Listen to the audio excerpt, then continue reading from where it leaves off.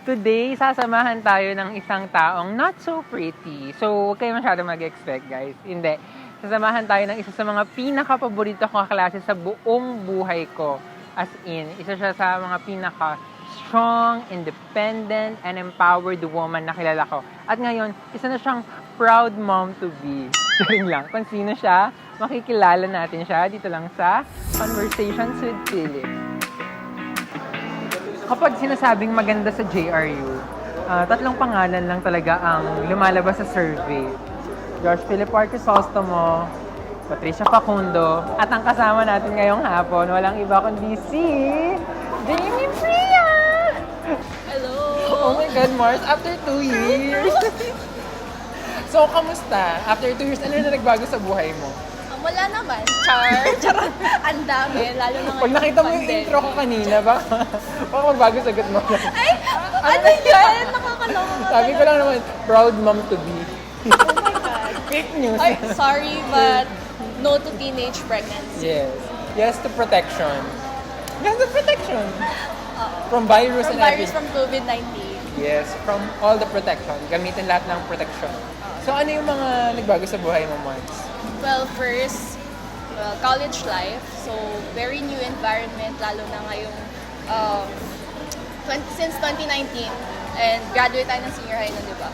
So, very new environment, but luckily, I have people in my life. Si Pumela, shout out. Shout out to Pam, Ano na ba very niya to? constant. Ayan. Since elementary, nandun siya with me. As ayun, ngayong pandemic, very hard, lalo na sa mga people, lalo na sa mga, for everyone, it has been hard. And luckily, never pa kami nagkaroon ng COVID, and I hope, ikaw rin. Kasi nakita tayo today. At labas tayo ng labas. Kasi ito si Priya, ano siya, suki siya ng bed form. Nung senior high kami, talagang, kapag, okay, yung bed form, ayun yung nire-release ng office para legit kang ma-excuse sa prof mo pag may kailangan. Legit? Oo. Kasi yung iba lang, Iba, gawa-gawa lang. Para legit kang ma-excuse ng prof mo pag may gagawing practice sa orgs, ganyan. Kasi si Pia, isa siyang student leader ng senior high namin. So paano ba nagsimula yung passion mo sa pagiging student leader? Kailan? Siguro nung high school. Kasi actually before, sobrang hindi. Parang, kung makakita mo ako, parang normie lang ako. Parang, sino yan? Like that. Tapos, very shy rin ako. Like, ayoko makipag-usap sa mga tao. Natakot ako mag-recite. Ganon. Tapos, Talaga? di ba, hindi mo maisip. Parang, ay, si Jaymie, ganon. Totoo. Kasi nung nakilala ko si Priya, hindi ko makakalimutan yung sagot niya sa creative writing. Sagot ka nun. Ganito yan. Nagtanong si Ma'am Carla, sabi niya, why do you write? Tapos, hindi, ako, I write to entertain, gano'n, yung mga usual na sagot. Pero sila nila Facundo, ang mga sagot nila talagang nagulat kami. Si Facundo, taas ng kamay. I write to create change. Yung mga gano'n sa kanya. Tapos meron pa, I write to seek for justice. Mga gano'n talaga. So, gawin ba? So, ayun na nga. So, after that, I learned to develop my skills and I started dancing. Doon nag-start na I Ano gained first org confidence. mo? Indayog sa ritmo? Hindi. Nung junior high school. So, Sayaw Rizaliana. Then, that's where I found confidence in myself. Tapos after nun, dami ko nang pinagkakaabalahan. I joined SSG, CAT, Red Cross Youth, and yung mga orgs sa mga subject orgs, mga ganon. So, ayun, dun ko na-develop na parang, I can be like this pala. And it's really fulfilling, yung feeling na you can help others grow as well as lead them. And ikaw rin, nag-grow ka as a person. So, from that, nung senior high, parang na-inspire lalo ako. Specifically, dun sa isang tao, si Ate Jackie. Siya talaga inspiration ko simula junior high. Parang, I just look up to her so much. Hindi niya alam yun. So, Si Ate surprise! Jackie, nakasabay ko siya one time sa jeep. Si Ate Jackie, yun. Ayun. Random. Ay, lang. So, ayun nga. Parang sinusundan ko yung yapak niya. Wow! Yeah. Ganon. Siya rin yung first Student council president. And then after na naging ako. So, ayun. abante babae. Yes. Kaya niya sinusundan ang yapak. Academic achiever, multi-talented. Wow.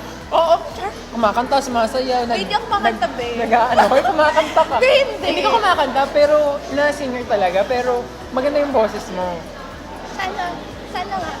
At saka super galing sumayaw kasi siya yung choreo namin lagi sa PE pag may mga kailangang sayawin. Kaya namin mga one-day practice na. Wow! Oy, nagawa natin yun. Parang, ayun ata yung basta meron tayong isang nagawa na one day lang. Ganyan. Tapos, clear skin pa. So, paano mo binabalance? Time management. Paano ka nagka-time management? Hindi. Ewan ko. Hindi ko rin alam. Charot. So, nung senior high, priority talaga yung studies. And then, after nun, parang kailangan talaga i-set yung time sa paggawa ng mga requirements. Kasi super daming kailangang ilaan na oras for council. Imagine, sa preparing ng documents, Kasi ang dami orgs, diba? Lahat ng everyday gagamitin. may meeting. Imagine, Totoo, everyday may meeting. minsan nagsistay kami sa school until 10 p.m. Parang isang linggo lalo na pag may major event. Ganon, di ba? Oo. Parang super, kailangan talaga yung time mo. Lagi kang productive. Lalo na pag weekends, doon ko ginagawa yung mga academic works. Para yung weekdays na inaalat ko for organizations. Paano ka pa nagpapahinga, Mars? Sis, what is pahinga? Char! Paano mo nang-maintain ang clear skin? Ang pagiging Wala fresh? na clear skin. It's all about women empowerment.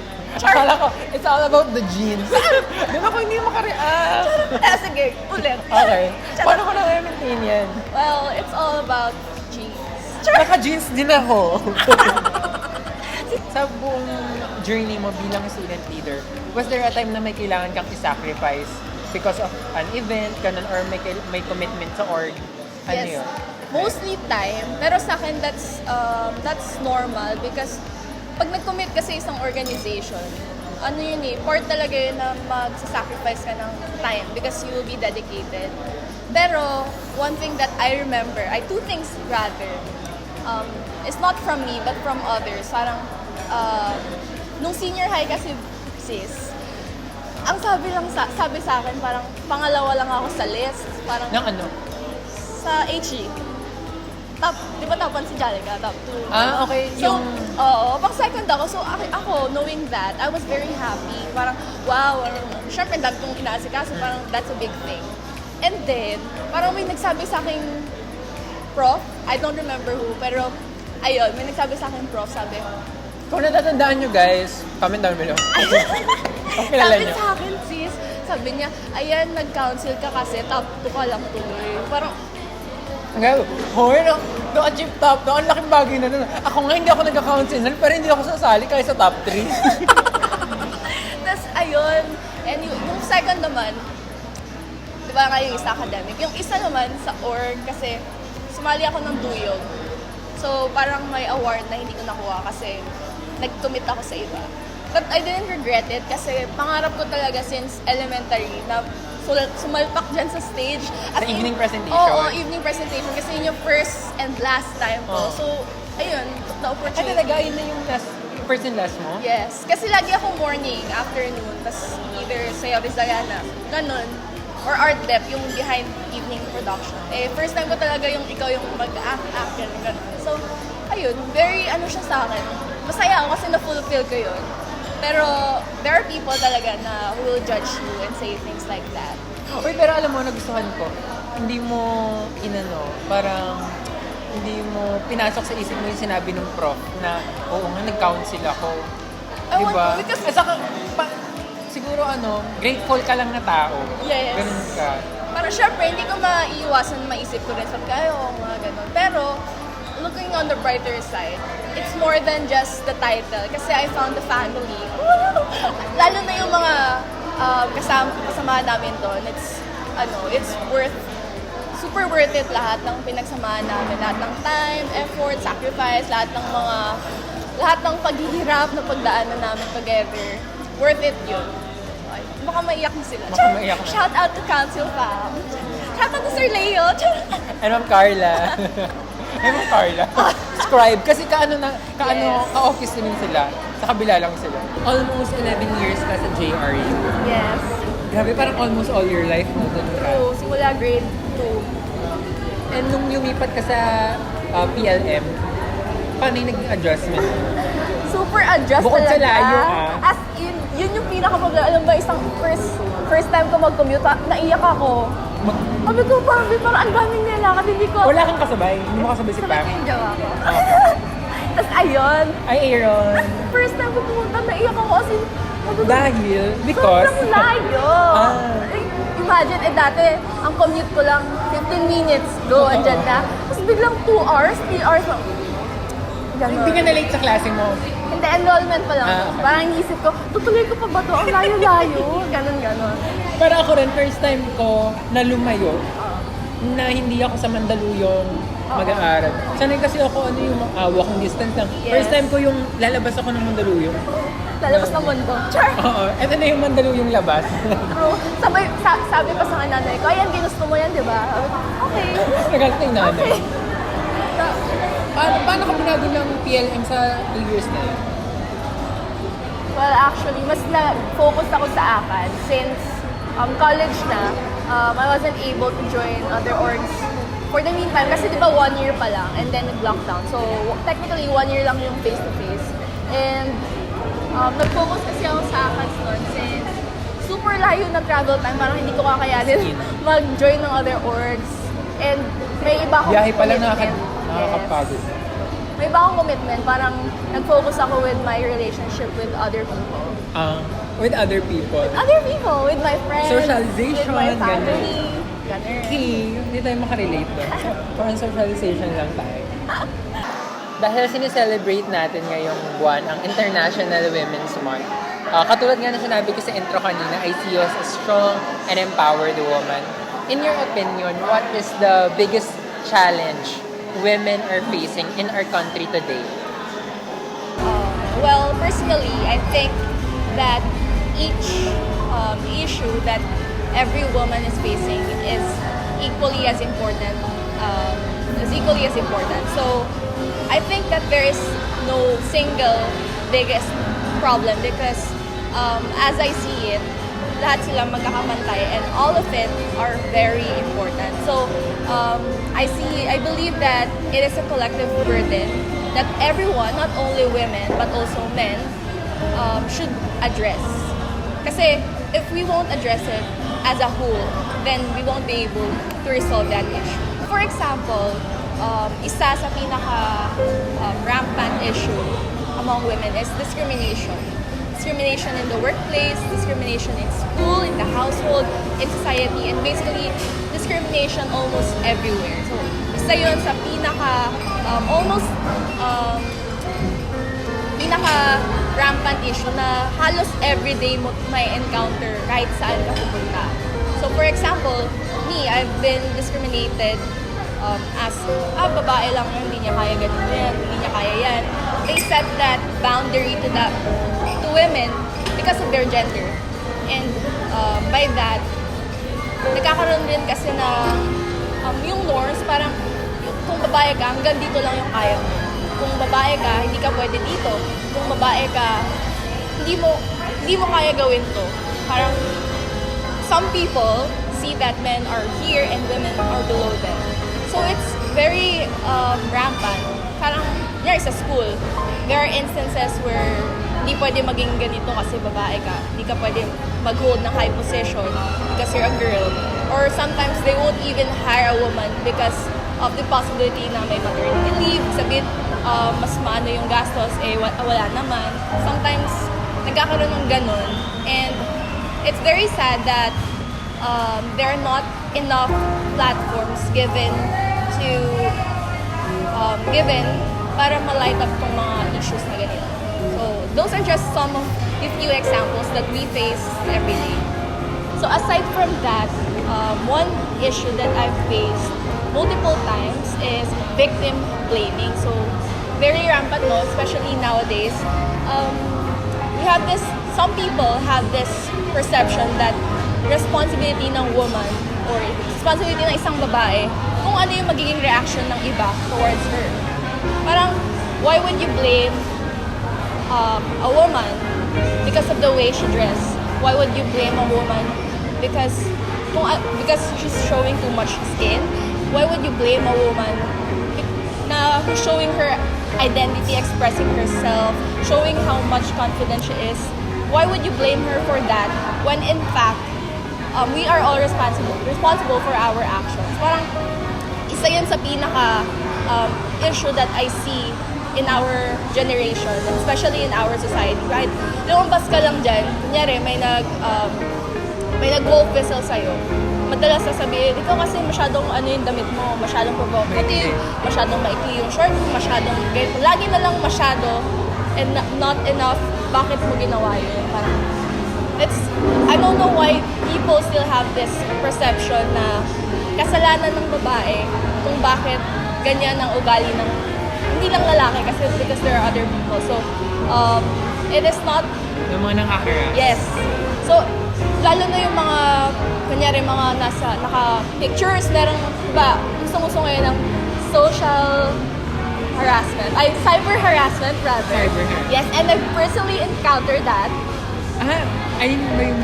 Yes, that. I won't mention it, but it's ganon. And then, so we reach out to an official, and then, nung una, medyo okay siya, and then, at the end, babae pa kausap ko noon na sabi, next time kasi, wag na daw mag-post ng ganito, wag na mag-post ka. And coming from a woman, it's herself, parang Nakakalungkot naman yun. Parang, wow, parang ako na nga yung napunta sa ganitong sitwasyon. so parang, bakit parang kasalanan ko pa? Yes, diba? bakit kasalanan? The perfect meme. Yes. Parang kasalanan ko pa. Yes, that's how exactly I felt. So, Bakit ayun. kailangan, yung biktima yung mag-adjust? Diba? Yes. Bakit Yeah. hindi yung yung mga na-harass? Bakit hindi yung mga... Bakit hindi sila? Ayan nga, this is one of the quote, parang nabasa ko siya sa Facebook, I don't know who said it, parang why do we keep teaching women how to not get raped? Why don't we teach men how not to rape? Yun. So, alam mo yun, very controversial and important in our generation. Ako, isa pa sa nakikita ko na ang problem ng women sa society is yung double standard. Yes. Pag babae ka, bawal mo gawin ito, bawal mo i-express yung sarili mo, parang bawal ka manligaw, bawal ka mag-first move, parang, alam mo yun? Parang may mga bagay na hindi dapat parang lagi sinasabi, kababae mong tao. Yes. Ayun yung pinakaayaw ko talaga na pareho tayong tao dito. Yes. Meron tayong freedom para gawin yung gusto natin as long as hindi tayo nakakapanakit ng ibang tao, as long as wala tayong inaapakang tao, at as long as wala tayong nilalabag na batas. We are not just a woman. We are human too. Yes. Ang ganda mo. Ilalagay ko yun sa future essays ko. Pag nagawa ko ng feminism essay. At saka, I think, ang goal na itong International Women's Month, siguro iniisip ng mga tao na, bakit may International Women's Month? Bakit walang International Men's Month? Parang may nakita kong ganun dati sa Facebook eh. Hindi nila na iintindihan na ang women hanggang ngayon, Oppressed. Oppressed pa rin. Parang ang tagal-tagal na nitong battle ng equality. Ang pinaglalaban ng International Women's Month, ang sinusunong ng International Women's Month, ay ipantay ang kababaihan sa kalalakihan. Hindi lamangan yung that's correct. kababaihan sa kalalakihan. And the same goes for women. This includes trans women.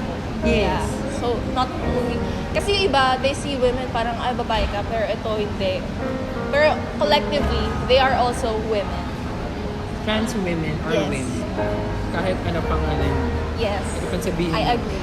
Na-share mo na discriminate ka as parang nilimit ng isang tao yung kakayahan mo dahil babae ka. Paano mo hinandle yun? Well, first, I took a stand na I won't let this happen again because it has happened multiple times to other people and also to me. And this time, I made a decision na hindi na tama to. Parang I know to myself that I can do more and I'm not just a category or a limit. Parang una kasi para matanggap mo or parang ma-change mo ang isang bagay is your own perspective. So it really begins with the self. Kasi kung hindi mo if you don't make a stand, then how will you take action? So, yun yung unang ginawa ko, parang I reflected na bakit ba ito nangyari? Do I deserve this treatment? Or ganito lang ba talaga ako?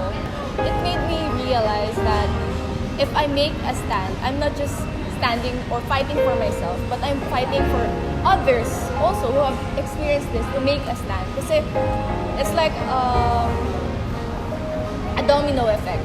Parang it all begins with a single step nga. Yes. Actually, when di ba nga, I told that it happened to me. And then actually, I posted that on social media na parang, I can't believe na ganito, and I took some actions. And then there are people reaching out to me na what step could they do or what could they do para matigil yun or para magkaroon ng justice para sa kanila. And from that, na-realize ko grabe the impact that you have from a single action. Parang, it is very empowering to know that you can help others or empower others also to make a stand for themselves. So, ayun, what you must really believe in is yourself. Ayun. Doon nagsisimula talaga. It's all about making a stand. How do you empower yourself? Well, I empower myself. Nag-start yan sa mga small actions. Specifically, yung small actions na to na ikaw nagde-decide for yourself. So, for example, it doesn't have to be major action. It can be small, and that is how you can begin to empower yourself. For example, ako, the way that I dress, I don't let anyone limit how I dress. Parang that is how I could express who I am. For example, if I want to wear something daring, then I would. If I want to wear something that would cover me fully, then I would. Kung ano yung gusto mo, then you should go for it. And then, that is one of these. And you sa posting mo din, di ba? Yes. You should boost yourself, empower yourself, be confident in who you are, and what you wear, and what you stand for. Ayan. So, next, I empower myself by making my stand, even though it would be against others, especially my family.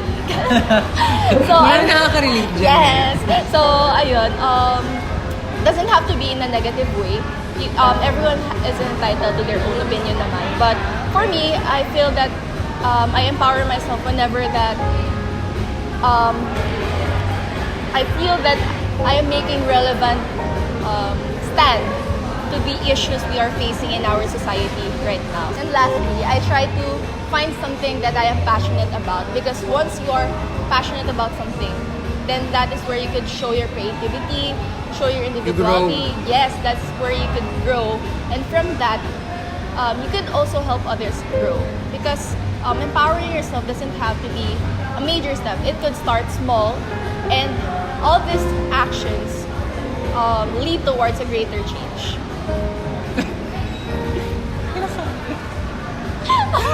Ano, sweet ka na. They say, empowered women empower women. How do you empower other women? Well, one thing I could do to empower others is to lead by example. So, tulad nga ng what, like I've said earlier, it's the small actions. So, from that, I could use different platforms, especially social media, which is a very powerful tool to show, to initiate empowerment from others. So, even from the simple post of confidence, for showing your passion or showing where you stand, you can already empower others to also do the same. So, ano yun, parang domino effect talaga. It's like, this is you, and this is the people, and these are the people that you could empower. There are a lot of influences that you could put to others from a very small action.